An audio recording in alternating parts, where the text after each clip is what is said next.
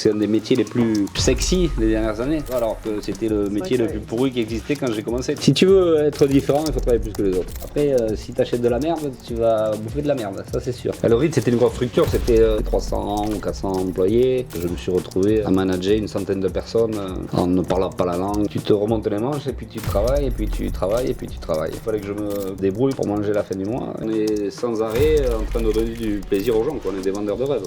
Puis ce qui est joli, c'est le cheminement, c'est pas l'arrivée. À l'arrivée, on s'en fout, on sera tous morts à l'arrivée.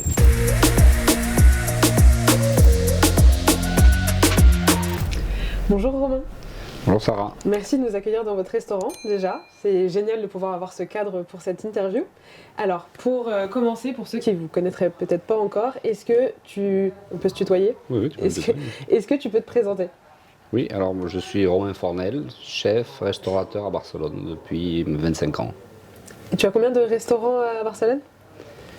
Je ne sais plus exactement combien on en a, parce qu'on gère pas mal de choses aussi qui sont d'autres personnes, mais on a Ça veut dire beaucoup déjà. Oui, en tout, on doit gérer une quinzaine d'établissements. Waouh. Et alors, pour revenir un peu au début, comment tu es arrivé en Espagne et plus particulièrement à Barcelone? Comment et pourquoi? Comment et pourquoi? Parce qu'à l'époque, mon ex-femme vivait ici, et on est venu s'installer ici il y a 25 ans. C'était une continuité dans ton parcours ou du coup c'était un peu un challenge qui s'offrait à toi? Mais j'étais jeune, j'avais rien à perdre en France, donc je suis venu ici. Ok. Je suis venu, on s'est installé à Barcelone parce qu'à l'époque j'étais étoilé en France, j'avais une étoile, j'étais très jeune. Vous étiez même, si je dis pas de bêtises, tu étais le chef le plus jeune étoilé, c'était en 2001? C'est en 99, mais ouais, enfin, 99, et donc du coup, t'es chef étoilé en France, donc partir de France et aller en Espagne, c'est quand même un moment un peu... Je suppose que la majorité des chefs qui sont étoilés se disent ok, bon bah là j'ai gagné ma première étoile, partir dans un autre pays, c'est quand même un nouveau gros challenge. Oui, c'était un gros challenge, mais quand tu as 23 ans ou 22 ans, je sais plus quel âge j'avais, on avait tout à construire, j'aurais été un de plus en France et ici j'avais une histoire à raconter. Donc je me suis jamais posé cette question-là. C'est-à-dire que voilà, j'aimais cette ville. Ouais. Je savais que je pourrais y amener quelque chose, j'avais quelques idées. À l'époque, les restaurants d'hôtel n'existaient pas. Okay. Et j'ai réussi à être intégré au sein du Ritz, qui s'appelle Palace aujourd'hui. Et voilà, c'était un challenge, mais c'était une aventure humaine qui était intéressante. Et surtout, c'était une aventure à l'étranger. Je ne parlais pas la langue, j'avais tout à gagner. Donc j'ai pas hésité un instant et je l'ai fait, et puis ça s'est pas trop mal passé. Visiblement. Et quand tu dis intégrer, c'est-à-dire en tant que chef, moi qui suis pas trop familière avec le milieu de la restauration, quand on est chef étoilé en France et qu'on arrive ici, quand tu dis intégrer au Ritz, ça veut dire quoi? Le Ritz, c'était une grosse structure, je crois que quand c'était 300 ou 400 employés. C'était l'hôtel référence à Barcelone. Et je suis rentré comme directeur de la restauration et chef de cuisine. Voilà, donc je me suis retrouvé à manager une centaine de personnes dans mon département, en ne parlant pas la langue, en ne connaissant pas la culture, en ayant les défauts et les qualités d'un jeune cuisinier. Tous les gens avaient le double de mon âge, la majorité des gens avaient le double de mon âge. Donc c'était... voilà, il fallait s'accrocher, je sais pas si je le referais, mais voilà, en tout cas quand tu es jeune, tu réfléchis pas et puis tu le fais, voilà, après tu risques pas grand chose.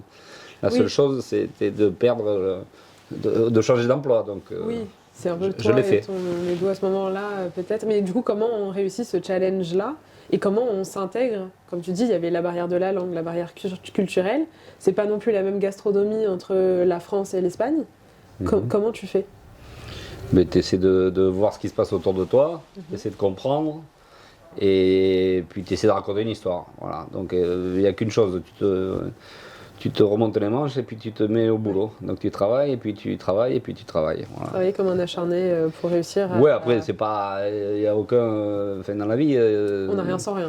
Moi, c'est ma phrase, en tout cas. Soit tu travailles, soit tu travailles pas. Je suis 100% d'accord avec ça. Aujourd'hui, on a plutôt tendance à penser qu'on peut être assisté en ne travaillant pas. Donc, je ne suis pas dans cette dynamique-là, je ne l'ai jamais été, et je pense que je ne le serai jamais. Donc voilà, j'étais tout d'abord amoureux de mon métier, J'avais pas trop le choix non plus, il fallait que je me débrouille pour manger la fin du mois et puis pour se débrouiller. Donc voilà, c'est ce que j'ai fait. Et quelle est la différence du coup à ce moment-là entre vos missions? Donc vous êtes chef étoilé en France et là vous dites directeur de la restauration. Quelle est la différence entre les deux? Ben, en fait, cuisinier, tu t'occupes que de ta cuisine et puis la restauration, c'est tout ce qui englobe la cuisine, le service, l'art de la table, tout ce qui est le management, les heures les heures des équipes, les plannings, Oui, donc c'est un autre métier la quasiment. partie commerciale, la promotion du lieu, tout ça. Donc voilà, tout ça j'ai appris à le faire relativement jeune. Ça m'a fait grandir très jeune. J'ai monté d'autres lieux et petit à petit, voilà, on a créé un groupe qui devient assez important et qui est très reconnu ici. Et alors si on revient un petit peu en arrière avant d'avoir ce gros groupe-là qui aujourd'hui... C'est pas un gros groupe, mais on a un groupe qui est... 15 établissements, ça commence à être quand même pas mal. Comment on passe de directeur de la restauration au Ritz à ouvrir son propre établissement? Il y a combien de temps qui se passe déjà entre ces deux actions-là? Il s'est passé quelques années. Après, il y a eu une crise qui est arrivée en 2007. Je crois qu'il y avait une grosse crise immobilière. Et donc, il y a eu des opportunités, je les ai prises. Ok. Voilà. Donc, je me suis lancé dans la reprise de fonds de commerce, la reprise de baux commerciaux. Voilà, et je me suis mis à monter les affaires. Et alors à ce moment-là, comment... Est-ce que vous étiez accompagné? Parce que la manière de créer une société en France et en Espagne, c'est pas totalement similaire. Vous êtes accompagné? Comment vous passez ces étapes-là? Ah oui, après j'avais des conseils, je me suis, notamment des avocates, enfin des avocates parce que mon avocate est française d'ailleurs, Virginie Molinier, qui s'est occupée de moi dès le départ et qui a commencé à m'aider pour monter les structures, pour petit à petit grandir. Voilà. Vous avez rencontré des défis un peu, des obstacles, parce que vous étiez entrepreneur français à vouloir ouvrir quelque chose ici? Oui, mis à part la barrière de la langue qui peut poser problème, après c'est un pays européen qui a une administration comme la France et qui a les mêmes problèmes. C'est pas plus facile, je pense, qu'en France. Oui. Mais voilà, je pense qu'on a les mêmes problématiques. C'est quand même un pays qui est très légiféré et où il y a une administration. Donc il faut passer par le tamis de l'administration. Et ça, c'est partout pareil, quoi. Enfin, je pense. Hein. Après, j'ai pas d'autres expériences ailleurs, mais ici, non, c'est pas très compliqué, mais il y a des étapes à franchir. Et au niveau de la relation avec plutôt du coup le public, encore une fois, c'est pas la même gastronomie. Est-ce qu'il y a des choses que vous avez notées vraiment de différence entre la restauration en France et la restauration en Espagne pour réussir à se faire sa place? Ah oui, ça n'a rien à voir. De toute façon, ici, il y a une culture gastronomique qui est très implantée. Tu vas pas prendre un restaurant parisien, tu vas pas l'adapter ici. Okay. Enfin, tu vas pas l'exporter ou l'importer, je sais pas comment dire. Tu vas pas l'importer. Il faut que tu comprennes ce qu'aiment les gens d'ici. La culture. Donc la culture catalane, c'est une culture qui est très ancrée dans la cuisine. Ils n'ont pas besoin des Français. Il y a des gens qui sont très bons autour de nous. Il y a des restaurants qui ont été élus meilleurs restaurants du monde ici plusieurs fois. On a des restaurateurs qui sont très compétents. Il y a des produits locaux, il y a des recettes locales. Donc ils n'ont pas besoin de toi. Aujourd'hui, vous êtes le seul chef, si je ne dis pas de bêtises, étoilé et en France et en Espagne. Avoir été étoilé en France et en Espagne. Voilà. Et donc même dans un restaurant étoilé, il faut avoir ces basiques-là, ces indispensables? Alors dans un restaurant étoilé, c'est un peu différent parce mais il faut retrouver ces produits à un moment donné. C'est-à-dire que tu ne vas pas les avoir sous la même forme. Tu peux les travailler, tu peux les revisiter un petit peu, mais il faut garder dans l'esprit que tu ne vas pas faire un restaurant avec que des critères français. Nous, 99% de nos produits en cuisine sont locaux. Il n'y a rien qui vient de France, mis à part certains fromages de temps en temps et certains vins, mais tout le reste, c'est une production locale, quoi. Et on pourrait avoir un restaurant 100% français, avec des plats français qui soient étoilés ici? Ou c'est pas possible? j'en connais pas. Après, oui, Ok. après, maintenant. Il y a des Ils sont- restaurants internationaux qui sont étoilés ici. Enfin, quand je dis internationaux, c'est-à-dire avec une autre cuisine que la cuisine locale. Oui, il y a des Japonais, Ah, ok. par exemple, qui sont étoilés. Il y a mon ami Paolo Casagrande qui a 3 étoiles, qui est italien. J'ai des restaurants qui font de la cuisine française. Par exemple, dans le musée Picasso, on a une Oui. brasserie Qui est ouvert typiquement il y a pas française. très longtemps, si je dis pas de bêtises, c'est ça. Voilà. Ok. On a monté plusieurs affaires ici qui ont à connotation française. Mais il faut toujours retrouver quand même certains marqueurs locaux. Ok. Donc voilà, tu peux retrouver un croque-monsieur à côté d'une assiette de pain à la tomate Pain de et tomate, jambon, D'accord. des croquettes. Voilà, donc ça, il faut le retrouver. Il se passe la même chose aux États-Unis quand tu as des chefs français qui sont implantés à New York. Ils ont tous dans leur carte des marqueurs très forts de cuisine locale. J'ai toujours suivi la carrière de certains chefs aux États-Unis, comme mon ami Daniel Boulu ou Jean-Georges, ou des cuisiniers comme ça qui ont réussi à s'implanter dans le pays, mais pas en venant en terrain conquis, c'est-à-dire en Oui. s'adaptant à être, aux coutumes locales, tout en amenant cette petite touche française. Voilà. Il faut peut-être pas avoir la prétention de dire en France on fait tout mieux, donc si moi je viens avec ce que je sais faire en France, je le fais là-bas, ça va forcément marcher. Alors déjà en France, on ne fait pas tout mieux. Oui. C'est pas vrai, c'est de moins en moins bien d'ailleurs, parce que la main-d'œuvre est de plus en plus compliquée à trouver. Donc c'est pas mieux en France, ça l'a peut-être été il y a longtemps, mais dans le monde entier, il y a des grands cuisiniers, il y a des écosystèmes qui sont très bien faits pour s'achalander en produits. Donc non, aujourd'hui le français n'a plus le leadership de la gastronomie mondiale. Mais D'accord. ce qui est bien, parce que ça permet justement de challenger certaines personnes qui de nombreuses années ont dormi sur leur laurier. Ouais. Et ça, c'est le côté intéressant de la globalisation de la cuisine. Et alors justement, quand on parle d'internationalisation, est-ce que ce que vous appliquez ici, vous devriez l'appliquer de la même manière si vous partez, par exemple, ouvrir un restaurant aux États-Unis ou en Italie? C'est la même chose?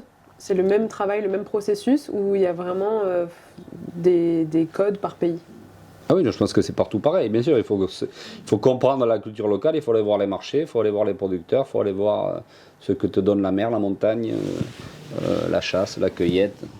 Et puis les coutumes locales, quoi. Ici, par exemple, il y a des champignons qu'ils préfèrent que d'autres qui ne sont pas consommés en France, par exemple. Il faut connaître cette culture. Si tu ne la connais pas, Ouais. tu vas avoir du mal à t'implanter. Et donc vous l'avez connu grâce à justement vos années au Ritz et en côtoyant un peu ce monde-là, ou c'est avec le Ritz vous avez travaillé un peu ce côté management d'équipe, donc un autre métier, et après en ouvrant votre restaurant, petit à petit vous avez testé des choses pour comprendre ce que les clients aimaient. Alors moi, au Ritz, ce que j'avais fait, j'avais voulu monter un restaurant, j'avais voulu ouvrir un restaurant qui serait un restaurant en référence dans la ville. C'est-à-dire que c'était pas un restaurant international où il y avait que des passants d'hôtel qui viendraient déguster. Non, j'ai voulu faire un restaurant qui s'appelle Kaelis. Et ce restaurant a été d'ailleurs nommé en 2006 ou 2007 restaurant de l'année en Catalogne. J'ai été élu chef de l'année en Catalogne. Wow. Je suis le seul étranger à avoir été élu à ce grade-là, j'en suis très fier. Félicitations. Voilà, après le reste, ça a été que des 2 ou 3 étoiles qui ont gagné le titre. D'accord. Donc ça voulait dire que j'étais vraiment introduit dans Impliqué dans le milieu, reconnu par mes pairs. Et donc j'avais une clientèle locale, et j'ai toujours une clientèle locale qui me suit depuis des années. Ouais. Parce que justement, j'ai compris ce qu'aimaient les Catalans. Et donc voilà, à partir de là, j'ai commencé à vraiment comprendre comment ça fonctionnait. Et après, à pouvoir décupler et faire plusieurs lieux. Et alors, si on devait parler de vos plus grands succès, est-ce que vous pourriez m'en citer 2 ou 3 qui ont vraiment marqué votre carrière et qui, pour vous, aujourd'hui, même en y repensant, vous vous dites « Ah ouais, ça, c'était fort ». En 25 ans, j'ai eu beaucoup de surprises. J'ai eu des succès sur des lieux, notamment sur quasiment la totalité des lieux. On a eu des échecs. Donc c'est là où tu apprends le plus en fait, quand tu quand tu as un échec. Ouais, ça, je pense que c'est commun à tous les business. Généralement, on apprend plus quand on échoue. Oui, il y a pas de. En fait, il y a pas. Tu te rends compte qu'il y a des choses qui fonctionnent, hein, qui fonctionnent moins bien, et puis quand ça fonctionne pas bien du tout, ben, il faut savoir se retirer à temps, fermer, vendre ou passer à autre chose. Donc, oui, j'ai eu des beaux succès. J'ai eu des belles rencontres, j'ai eu la chance de rencontrer des gens que j'aurais pas pu croiser dans ma vie. Mais voilà, c'est ce métier qui veut ça. Des fois, tu croises des personnes improbables dans nos lieux, parce qu'ils viennent visiter une ville, parce que tu fais partie des restaurants références. Et donc, oui, ça, c'est des belles rencontres. Après, voilà, après, tu as des belles rencontres parce que tu as un lieu, par exemple. Tu vois, par exemple, ici, c'est un lieu qui est extraordinaire, qui est placé plein centre. Ce restaurant qui est magnifique, autour d'une cuisine, avec, on a une terrasse sur le toit, on a une brasserie magnifique en bas. Enfin voilà, il y a tout est rassemblé pour fonctionner. Maintenant, tous les lieux, on a la chance d'avoir des lieux magnifiques. On a de la chance d'avoir des lieux qui sont très stratégiquement dans la ville, bien placés, qui soient soit au bord de la plage, soit en hauteur, qui dominent toute la ville, ou des petites brasseries dans des quartiers très chouettes. Voilà, ça. Après, quand vous dites on a de la chance, c'est parce que vous êtes allé les chercher aussi. Je suppose que quand vous ouvrez un restaurant, il y a des critères que vous recherchez. Il y a une prise de risque. Oui, il y a une prise de risque. De toute façon, bien sûr. Quand tu prends un lieu, il faut le retaper, il faut le refaire, il faut mettre une carte en place et une équipe en place. Il y a des loyers qui sont importants, il y a des prises de risque au niveau business qui sont lourdes. Complètement. Tu as des responsabilités qui sont relativement lourdes. Et des fois, ça marche mieux que d'autres. Et des fois, ça prend plus de temps. Et des fois, tu peux marcher très bien au début et puis marcher moins bien au bout de 6 mois. Donc il faut être très constant, il faut jamais penser que tu es arrivé et puis te remettre en question en permanence. Ça, c'est le plus difficile. Et vous diriez qu'aujourd'hui, avec vos succès et votre renommée, c'est toujours aussi important d'avoir une bonne localisation, ou finalement, peu importe où vous allez aller, à partir du moment où on sait que c'est Romain Fornel qui est derrière ce projet-là? Non, ça c'est pas gage de succès. Non. L'emplacement est primordial, l'emplacement est important. Après, il faut mettre du contenu. Les gens, ils viennent pas, ils rentrent pas par inertie dans un lieu parce qu'ils ont envie d'y rentrer. Surtout aujourd'hui. Aujourd'hui, ton emplacement, c'est ta réputation qui le fait sur les réseaux, sur les commentaires des uns et des autres. Les gens aujourd'hui, ils sont capables de venir manger dans un restaurant qui est entre 2 étages ici. Ils viennent pas par hasard, ils savent que quand ils ont réservé leur vol depuis la Corée du Sud ou depuis le Japon ou depuis les États-Unis, ils savent qu'ils vont atterrir et venir dîner chez nous. Voilà. Pourquoi? Parce que tu as une réputation, parce que tu as un nom, mais surtout parce que tu as des commentaires qui sont bons et les gens comprennent que l'expérience sera bonne. Du coup, tu anticipes un peu une de mes questions, parce que moi, tu sais, donc j'ai mon agence de communication, donc forcément, j'y porte un intérêt particulier. Quelle est la place de la communication et en tout cas du digital dans ton métier? Est-ce que tu y apportes beaucoup d'importance, des réseaux sociaux, comme tu dis, Alors moi, les réseaux sociaux, à niveau personnel, je suis pas... Je le fais pas pour moi, ma famille, ma vie personnelle, je l'affiche pas. Par contre, j'affiche beaucoup mes lieux, les expériences, les moments. Oui. Et oui, les gens sont friands, les gens suivent. Et c'est très important parce que, en fait, tu racontes une histoire et puis nous, on raconte plusieurs histoires en parallèle. Donc, il faut mettre du contenu, il faut l'entretenir, il faut mettre des idées en place. Là, par exemple, hier, on a lancé un brunch du dimanche au Azul. Ça demande de l'énergie, ça demande de la communication, ça demande du réseau. Hier, on a eu le premier jour 180 personnes qui sont venues. On a eu le maire de la ville qui est venu rendre visite, on a eu des grands chefs qui sont venus rendre visite, des journalistes importants qui sont venus. Donc ça, ça arrive pas par hasard. Ça, c'est parce que tu as un réseau et parce que les gens ont envie de venir voir ce que tu fais. Après, tu peux te tromper et ça peut être un flop. C'est comme un film. Tu fais un film. Il y a zéro garantie. Il y a zéro garantie que le film, c'est pas parce que c'est Woody Allen qui a fait le film ou Claude Lelouch qu'il va y avoir des entrées. Complètement. C'est pareil. Dans la cuisine, c'est pareil. C'est pas parce que Alain Ducasse a monté un restaurant que tous les restaurants d'Alain Ducasse fonctionnent. Voilà. Donc des fois, il faut le travailler, il faut le peaufiner, il faut l'adapter. Par contre, je pense que en travaillant les lieux, en le faisant bien, je ne connais pas un restaurant qui ne marche pas. Après, il y en a qui marchent plus ou moins que d'autres. Oui. Mais si tu le fais bien, les gens viennent, les gens reviennent. Et le bouche à oreille est dans nos métiers est la chose la plus. C'est vrai que généralement, quand tu es censée, conquis par un restaurant, c'est rare de ne pas y retourner. Si tu es dans la ville, par exemple, ça peut devenir rapidement une bonne adresse que tu vas conseiller. Les gens aiment bien parler de nourriture, de bonne adresse, de restaurant. Ah oui, aujourd'hui, ça fait partie les réseaux sociaux. Aujourd'hui, ça fait partie de. C'est vraiment un style de vie, la gastronomie, le vin, le bien-être. Enfin. Je connais pas la priorité des gens, mis à part celle d'être logé et de s'alimenter. Ça, c'est quand même. Il y a beaucoup de gens qui n'arrivent pas à ça. Donc après, ça devient du luxe, tout le reste. Mais par contre, dans les priorités, je pense que le bien-être et la gastronomie font partie des 2-3 priorités des gens. Ah oui, moi c'est mon numéro 1. Ouais, c'est le numéro 1, tu vois. Donc ça fait vraiment partie. En fait, tu préfères aller au restaurant que chez le docteur, quoi, tu vois. Ah oui, je préfère aller au restaurant que beaucoup d'autres choses que je peux faire dans ma vie, ça c'est sûr et certain. Voilà, donc voilà, ouais. Nous on a la chance d'être en permanence avec des gens qui viennent prendre du plaisir chez nous et qui sont... Ils passent un bon moment, ils viennent faire une fête de famille, ils viennent célébrer quelque chose ou signer un accord de business.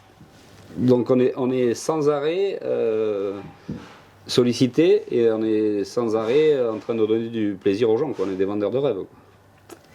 Pour revenir un peu sur cette partie réseaux sociaux, donc toi tu as bien compris que tu étais la meilleure vitrine pour tes restaurants. Ça rejoint un peu mon point d'avant où on pouvait se dire que en fait, peu importe entre guillemets ce que tu vas ouvrir, à partir du moment où tu vas communiquer dessus, du coup les gens vont y aller. Alors je dis pas qu'ils vont forcément y revenir, si c'est pas bon ils vont peut-être pas y revenir. Mais du coup il y a beaucoup de restaurants. C'est pas que d'être bon ou pas bon, c'est tout un ensemble un restaurant. Oui.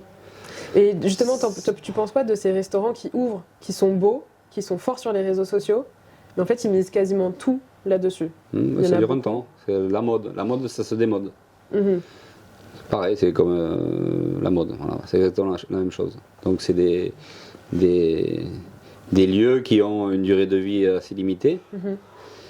Mais je te dis, après tu peux arriver à avoir un phénomène de mode et derrière asseoir le lieu et faire que ce soit un lieu qui soit... Que tu pérennises dans le temps. Ouais. Mais il n'y en a pas beaucoup. Des restaurants, nous on a fêté les 20 ans du Caelis. 20 ans, ça démontre que voilà, à moins qu'il se passe quelque chose de très grave demain, ce qui peut arriver. Hein. On a quand même un nom, voilà. Mais tu peux vite le perdre tout ça. Ouais. Il faut le bosser, il faut être en permanence avec les équipes, il faut être en permanence en train de se remettre en question. C'est un peu comme une course de fond, je ne sais pas si vous courez un peu, mais quand tu fais... Je déteste courir. Moi aussi je déteste courir, mais je fais des marathons. Et quand tu... Et quand au 20e kilomètre tu penses que tu es bien, mais tu n'es pas bien. Voilà. Ouais. Donc c'est le chemin des fois il est plus long et en fait l'arrivée on ne la connaît pas. Ouais. Mais le chemin, il ne faut pas baisser les bras, il faut se remettre en question. Des fois, ça fait mal aux jambes, des fois, ça fait un peu mal aux jambes, ça fait mal à la tête, des fois. Puis des fois, tu es étonné parce que des fois, ça se passe bien. Mais c'est pas parce que ça s'est passé bien une fois que ça va se passer bien. Oui, c'est sûr, aucune certitude encore une fois. Voilà, il faut toujours garder de l'humilité, de la distance avec les choses. Je crois que c'est un des métiers les plus sexy des dernières années. Tu vois, alors que c'était le métier le plus pourri qui existait quand j'ai commencé. Tu vois, tu avais un CAP cuisine, tu étais. Complètement, l'image a totalement changé. T'étais naze, tu vois. Et c'est dû à quoi que ça ait autant changé parce que, encore une fois, les réseaux sociaux ouais, je pense que. Voilà, je sais pas si c'est les réseaux sociaux. Non, c'est que c'est un métier qui a été. Qui plaît, c'est un métier qui plaît. ça rassure. C'est un métier qui est rassurant. Un chef, en général, il a un petit peu de ventre, hein, C'est un bon vivant. il est un peu gentil, ouais. puis ça te rappelle. Il procure des émotions. Voilà, par ça la te rappelle un sieste, peu ta Madeleine de Proust. Oui. Donc tout le monde se sent rassuré quand il voit un chef. C'est vrai. Je suis très à l'aise là. Mais tu vois, donc je pense que c'est pour ça qu'on a gagné nos lettres de noblesse les 20 dernières années. Ça peut changer, demain ça peut être notre métier. Mais c'est vrai qu'on est reconnu aujourd'hui, même plus que certains métiers qui sauvent des vies, quoi. Ouais. Voilà. Donc ça, il faut pas te prendre la tête avec ça. Il faut pas te dire, voilà, on est arrivé. Moi, j'en connais. Des chefs qui ont cru qu'ils étaient arrivés, ils se sont pris pour des stars, et puis en fait, c'est pas du tout des stars, et ça reste que des humains, mais ils ont pensé que parce qu'ils étaient médiatisés, ils devenaient quelqu'un, et ça c'est pas vrai. Donc ça, il faut faire bien attention à ça. Tu nous demandais tout à l'heure si on avait rencontré des gens, bien sûr que tu croises des gens, bien sûr que mais premièrement, tu seras jamais leurs amis, enfin tu peux l'être, mais c'est pas le but du jeu, c'est pas l'objectif. Voilà, il faut rester à sa place. Nous, on donne un service, on rend un service, on essaie de bien le faire. Ça reste de l'artisanal, ce qu'on fait. Quand on est aujourd'hui à la tête d'une quinzaine d'établissements, quel est ton planning, ta routine? Est-ce que déjà ça existe une routine dans la vie d'un chef? Non, il n'y a pas de routine, non. Et donc... Alors moi, j'ai mis à part certains compromis, certains voyages qui sont prévus, j'organise pas mes semaines en fonction de... Je les prévois pas. C'est-à-dire que s'ils ont besoin de moi à un moment donné, j'y vais. Je fais en sorte que dans l'opération, ils n'aient pas besoin de moi. C'est-à-dire qu'ils ne soient pas dépendants dans mes lieux, que je sois là ou que je ne sois pas là. Ça, c'est quoi? C'est des process que tu as mis en place dès le début? Non, après j'ai des directeurs, j'ai des chefs de cuisine, enfin voilà, ça, on a 200 personnes qui travaillent. Donc, oui, ça va, ils savent faire mieux que moi. Même des fois, je suis un peu contre-productif quand je suis sur place. Donc j'essaie de me mettre un peu en retrait de temps en temps pour qu'ils aient quand même une certaine liberté, même si je suis très interventionniste. Je laisse faire quand même, je laisse faire. C'est comme un gamin. Des fois, il a besoin de toi, des fois, il n'a pas besoin de toi. Voilà. Donc, des fois, il faut rester longtemps avec lui, des fois, il faut rester moins longtemps avec lui, des fois, il faut l'accompagner, des fois, il faut le prendre par la main, puis des fois, il faut lui remuer un peu, lui remettre un peu les idées en place. Voilà, mais c'est pareil, des affaires, c'est pareil. Voilà. Donc, il ne faut pas les laisser trop longtemps seuls, parce que des fois, elles peuvent t'échapper. Mais il faut pas trop y être non plus. S'il y a un lieu où j'ai besoin d'être, je suis là. S'il y a un lieu où j'ai pas besoin d'être, j'y suis pas. Donc j'ai pas une organisation militaire ou des réunions hebdomadaires à telle heure. Non. Moi je peux finir à 2h du matin et redémarrer à 5h du matin parce que je dois aller chercher un produit ou parce que j'ai une table qui est restée tard et je suis resté avec eux ou parce qu'il y avait une soirée. Et ça laisse la place un peu à la vie de famille? Oui, je crois que mes enfants n'ont pas trop souffert parce qu'ils m'ont toujours accompagné partout. Donc c'est plus un style de vie qu'une contrainte pour eux. Et ils sont pas dans la restauration, il n'y en a pas un qui a voulu suivre tes pas et se dire tiens les deux petites, elles sont encore petites. Il y en a une qui a 14-15 ans et l'autre qui a 9-10 ans. Oui. Et non, le grand, lui, il étudie architecture à Bordeaux. D'accord. Ça ne l'empêche pas de travailler les étés avec nous quand même pour se gagner son argent de poche. Du coup, ils sont un peu sensibles à la gastronomie, à la... Non. Enfin, si, ils comprennent, ils savent ce qu'ils aiment et ce qu'ils n'aiment pas, voilà. Mais c'est pas des fines gueules. Après, ils voient de suite quand un endroit il est bien et quand il n'est pas bien. Ça, ils ont compris. Mais c'est pas, ils veulent pas en faire leur profession et puis ils ont pas de, non, ils sont pas très. C'est pas leur truc, voilà. Mais j'ai jamais fait ça pour ça, moi non plus. Hein. Je me suis toujours posé la question, est-ce qu'un chef, quand il rentre chez lui, il cuisine des plats aussi... Déjà, est-ce qu'il cuisine? Et est-ce qu'il cuisine des plats aussi élaborés que dans ses restaurants? Ou non, tu peux faire... De quoi? Des dressages élaborés? Non. Oui, ou vraiment des plats un peu recherchés? Ou est-ce que, comme tout le monde, tu peux Qu'est-ce que faire c'est des un plat recherché pour toi? du jambon Qu'est-ce que c'est un plat? Un plat un peu travail plus Tu viens de dire plus compliqué coquillettes de jambon. que coquillettes de jambon, par exemple. Ouais, tu peux avoir des coquillettes de jambon qui sont pas bonnes. Hein. Oui. Donc le plus difficile dans nos métiers, c'est de faire simple. Oui. Ça, c'est très vrai. Ça, c'est souvent quand on fait trop, c'est l'ennemi du bien. Tu vois. Ouais. C'est souvent ce qui se passe dans la cuisine. On veut toujours en rajouter, mettre avec 3 saveurs, t'en as assez, avec 3 produits, t'en as assez. Après, c'est le coup de main, c'est la pâte, c'est le coup de pâte. En cuisine, chez moi, je cuisine tout en cocotte, par exemple. Je fais pas de. Voilà, on met les plats au milieu de la table et on les partage. Oui, il n'y a Ça, pas un dressage. Voilà. Non, déjà, il n'y a pas de dressage. Je pense que les dressages sont de moins en moins appréciés par les gens parce que quand tu perds du temps sur le dressage, tu dois en gagner ailleurs. Et souvent, tu en gagnes au détriment de la qualité, de la cuisson. Enfin, tu vois, il n'y a rien de pire que quelqu'un qui essaie de faire un restaurant chez lui. Donc il faut être simple, travailler un produit simple, savoir bien le cuisiner, mais surtout il faut pas se compliquer la vie et puis il faut pas essayer de faire comme les grands chefs parce que c'est pas, tu n'y arriveras pas quoi. Ouais. Voilà, ça c'est comme si si tu te mets à jouer au foot, si tu veux faire comme un pro, ben tu n'y arriveras pas. Ben, c'est pareil, Ouais. c'est pareil, c'est des vrais métiers. Tu vois, Mais est-ce que chez les Fornel, il peut y avoir une soirée où vous êtes dans le rush et on sort une boîte de conserve, de raviolis en conserve, de pizza surgelée? alors, Non, c'est quand même, ça c'est quand même pas compatible avec. Non, j'ai jamais. J'ai pas de souvenir de ravioli en conserve. Je vois pas trop l'intérêt d'un ravioli en conserve. Mais C'est rapide. oui, mais tac, hop. ouais, en fait, tu as d'autres C'est pas options qu'un spécialement, ravioli en conserve. Tu peux, je sais pas, tu fais des pâtes avec du pistou ou même des pâtes au beurre, tu vois, mais c'est Ouais. c'est Non, mais mieux que des raviolis en boîte, quoi. Après, si tu achètes de la merde, tu vas bouffer de la merde, ça c'est sûr. Ah bah, complètement. C'est souvent comme ça. Donc, alors là, par contre, il faut savoir faire la différence quand tu vas acheter. Quand tu vas acheter, tu achètes bien, tu achètes bon, tu achètes de saison. Tu n'essaies pas de mettre de la truffe toute l'année, tu n'essaies pas de manger de la tomate toute l'année. Il suffit que tu ailles au marché et tu vas voir ce qui se passe. Si tu vas au marché en ce moment, tu vas voir qu'il y a des champignons, qu'il y a des potirons, qu'il y a des produits de saison. Ben voilà, tu prends cela.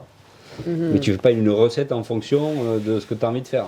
Okay. Ça, c'est la grande erreur. Ouais. Et il y a la même chose avec les poissons, il y a la même chose avec... C'est vrai qu'on fonctionne à l'envers. On choisit la recette et après, du coup, on va chercher ce qu'il nous faut. Alors qu'il faudrait peut-être déjà savoir ce qu'on peut avoir à disposition pour ensuite Alors c'est sûr que c'est le bon sens commun, c'est peut-être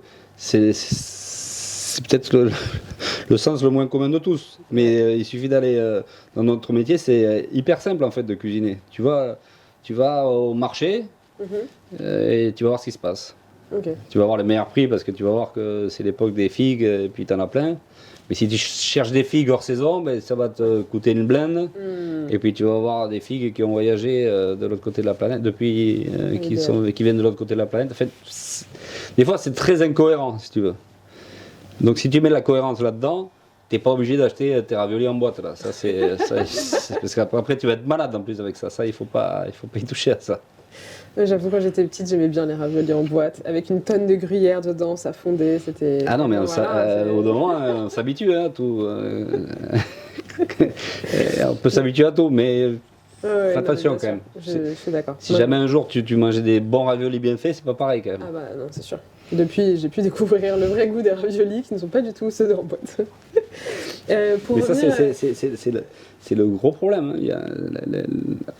Quand on essaie d'uniformiser les goûts, moi par exemple, je déteste les cafés qui sont faits qui sont en capsule. Ah oui. Parce que tu uniformises le goût, alors que tu as des torréfacteurs qui font des cafés qui sont extraordinaires. Ils sont sublimes, ouais. Donc il faut fuir de tout ça. Il faut essayer de ne pas t'habituer à tout ça.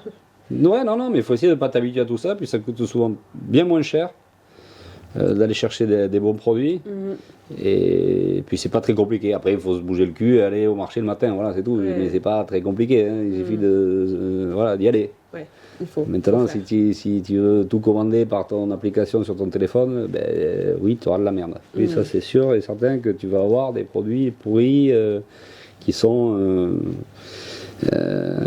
sont préfabriqués, uniformisés et pas bons surtout. Voilà. Il ne faut jamais tomber dans la fainéantise en fait. Mais on a tendance à devenir feignant et à penser que rien faire c'est bien. Ben non, c'est pas bien rien faire. Alors il ne faut pas être. Travailler c'est bien. Travailler c'est pas une maladie. Oui. Travailler trop c'est une maladie. Oui. Aussi, moi j'adore travailler. Mais... Moi aussi, mais c'est ça qu'il faut. Mais c'est pour ça, moi je suis pas. Je pense que c'était pas mieux avant. Oui. Par contre, il faut redonner le goût aux choses. Et puis, si tu as envie de travailler plus que les autres, ben, tu travailles plus que les autres.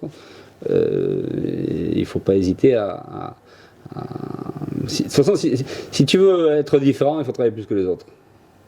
Travailler, ça veut pas dire te tuer à la tâche. Ça veut dire réfléchir plus, voir, être curieux.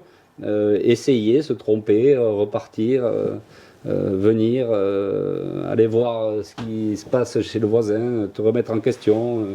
Oui, c'est quand même travailler plus que les autres. Pour moi, c'est ce qui fait vraiment la différence, c'est quand tu fais ce truc en plus que les autres s'arrêtent avant et puis toi tu vas chercher ce truc en plus. Ah oui, de toute façon, il faut aller chercher ce truc en plus, mais ce truc en plus, c'est pas, ça va pas te tuer, quoi, tu vois. Sauf qu'on a tendance aujourd'hui. Un peu de sacrifice après. Voilà. On a tendance aujourd'hui à. De toute façon, la tendance change. Tu vois, vous par exemple, vous êtes entrepreneur, vous montez votre affaire, petit à petit vous faites connaître, vous êtes là. La démarche elle est belle. Puis ce qui est joli, c'est le cheminement, c'est pas l'arrivée. Oui. Et souvent aujourd'hui, on a envie de se dire. De voir l'arrivée, qu'est-ce qui va se passer à l'arrivée? L'arrivée, on s'en fout, on sera tous morts à l'arrivée. Donc ça, c'est ce qui est joli, c'est de raconter des histoires, c'est de te remettre en question, de faire grossir tes entreprises, de les faire prospérer. Voilà, grossir, ça voudrait dire que tout n'est pas argent, si tu veux. Non. D'accord. Voilà. Donc, ce qui est intéressant, c'est de les rendre prospères, de les soigner, de les faire avancer. Et puis en général, quand tu fais comme ça fonctionne, ça marche. Mais il faut pas s'arrêter de se remettre en question, il ne faut pas s'arrêter de réfléchir. Et si tu devais donner justement un conseil phare aux entrepreneurs, comme je te disais un peu hors caméra tout à l'heure, mais il y a des entrepreneurs qui me suivent, qui ont des restaurants par exemple en France, et qui aimeraient venir ouvrir en Espagne. Eh bien qu'ils le fassent, il faut le faire. Et est-ce que tu aurais un conseil à leur donner, quelque chose qu'ils doivent faire pour s'assurer un peu une réussite ici, ou en tout cas essayer de la favoriser? Soyez curieux, achetez des produits locaux, travaillez-les simplement, avec le sourire, et en général ça fonctionne, quoi. On n'est pas des génies, hein, Peut-être bien se faire entourer aussi, bien être encadré. C'est mieux d'être bien entouré que d'être mal entouré. Ouais. Non mais je veux dire se faire entourer rapidement et pas essayer de se dire ok peut-être la compta je peux la faire moi-même. Essayer de se dire ok ici c'est peut-être une autre manière de faire, une autre régulation. Oui, ça c'est sûr. Ah oui. Faire attention à ça parce que ça peut coûter cher derrière, quoi. Ah oui. De toute façon ici c'est pas les mêmes règles qu'en France. C'est l'Espagne, elle a ses règles, donc ça il faut le comprendre. Mais ça va pas influer sur ta manière ton entreprise.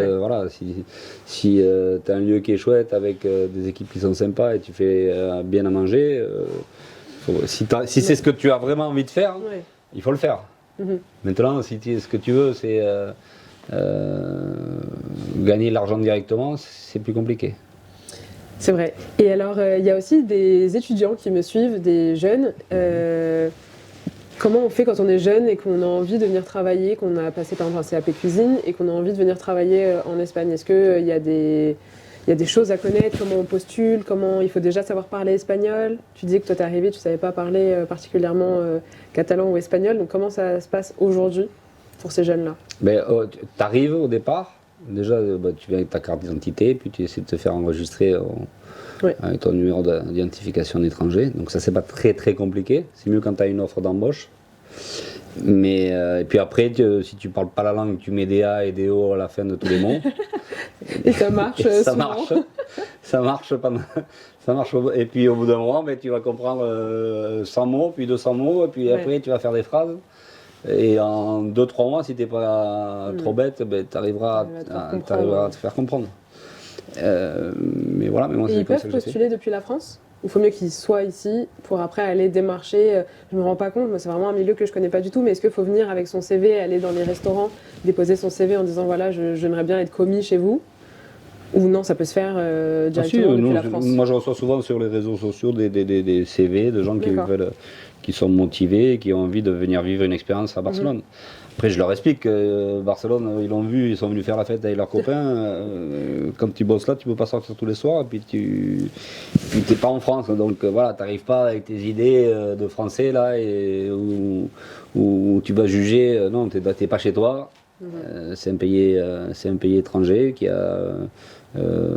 Voilà, qui t'attend pas. Ouais. Donc l'humilité, écouter.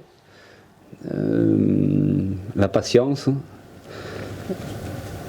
le boulot, la passion, et à partir de là, il y a des belles aventures à faire en Espagne, bien sûr. Alors, pour clôturer un peu cette interview, qu'est-ce qu'on peut te souhaiter? Est-ce que toi, tu as des projets à venir en Espagne, à l'international? Quelle est la suite pour toi? Mon projet, Oui, c'est de garder la santé de la mienne et de ma famille. c'est le Après, plus beau reste, des projets. D'accord. Et professionnellement, tu n'as pas de petites choses à j'ai jamais venir non, j'ai jamais fait de plan de carrière. Ok, c'est vraiment à Ça aurait l'opportunité. Quand il y a quelque chose à faire, on fait. Si on ne peut pas faire, on ne fait pas. Mhm. Et puis, les Et choses arrivent comme elles doivent arriver. Donc, je ne me suis pas marqué de plan de... non. Et c'est La quelque seule chose qui pourrait t'exciter, pardon, de partir dans un autre pays encore ou d'avoir un challenge Alors, on s'occupe déjà de 5 restaurants à Paris. D'accord. Donc, c'est déjà un bon challenge. Oui. Non, aller monter d'autres restos, c'est parce qu'à Paris, je le fais avec Benjamin Patou, un ami à moi qui a un groupe qui s'appelle Mon Moi. Et je m'occupe de le suivre sur certaines ouvertures, sur certains suivis de restaurants. Mais non, j'ai aucune envie de prendre un avion pour gérer des affaires. J'en ai assez ici, je le fais en marchant d'un endroit à l'autre. Et ça me va très bien. J'ai pas envie de voyager plus que ça, non.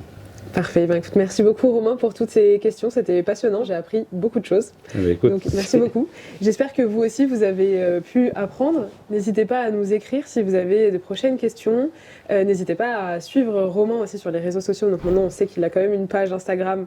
Tu es pas mal suivi, je crois que tu as plus de 13 000 abonnés si je dis pas de bêtises. Donc n'hésitez pas à aller le suivre, il est actif dessus, il partage l'actualité de ses restaurants. Puis surtout venez manger chez nous, ça c'est...